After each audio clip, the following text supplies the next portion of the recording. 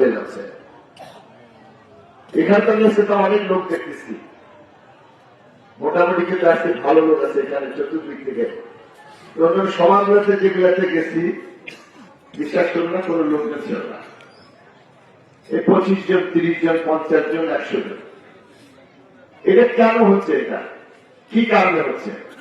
এটা একটাই কারণ আমি মনে করি, আমরা আল্লাহকে সন্তুষ্ট করতে পারতেছি না, আমাদের রসুলের নির্দেশিত পথে আমরা চলতে পারতেছি না, যার জন্য আমাদের উপর থেকে আল্লাহ বরকত, আল্লাহ রহমত এগুলো আস্তে আস্তে উঠে যাচ্ছে।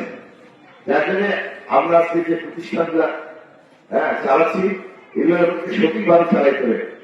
আজকে আপনার এতিমখানার গ্রান্টের টাকা দেওয়া হয়েছে, আজকে ক্যাপিটেশন গ্রান্টের টাকা দেওয়া হয়েছে, হয়তো ইনারা গেছিলেন, এটা গেছিলেন না? কে গেছিলেন?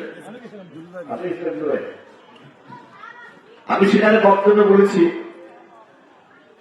যে এই প্রতিষ্ঠানগুলো কতটুকু তাদের দায়িত্ব পালন করতেছে। সেখানে বললাম যে আপনারা হাফেজিয়া মাদ্রাসা আছে কতজন, অনেকজন হাত তুলেছে, কিন্তু আমরা কিন্তু প্রত্যেকবারই প্রত্যেক মাদ্রাসা থেকে হাফেজরা করতে পারতেছি না। কেন পারতেছি না?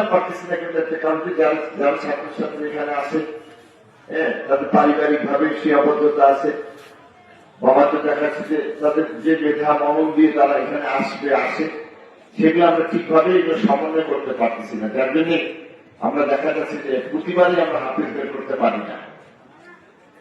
আমাদের চেষ্টা করতে হবে, আন্তরিকভাবে চেষ্টা করতে হবে, কারণ যে ধর্মীয় প্রতিষ্ঠানের দায়িত্ব আমরা নিয়েছি, এখানে কোন রকম যদি গাফিলতি বা কোন রকম যদি আমাদের মধ্যে কোন শিথিলতা আল্লাহ পাক লক্ষ্য করেন, তাহলে কিন্তু আমাদের দ্বারা যে শিক্ষাটা হবে সেই শিক্ষাটা কিন্তু ভালো হবে না।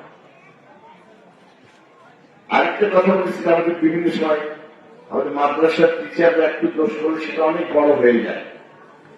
শাসন করার জন্য যদি অনেক ছাত্রদের সে হাত তোলে, সেটা এমন ভাবে ভাবাও হয় যে মনে হয় যে মাদ্রাসার শিক্ষা ব্যবস্থাটা ধ্বংস হয়ে গেল, এরকম একটা যার জন্য আমাদেরকে সতর্ক থাকতে হবে।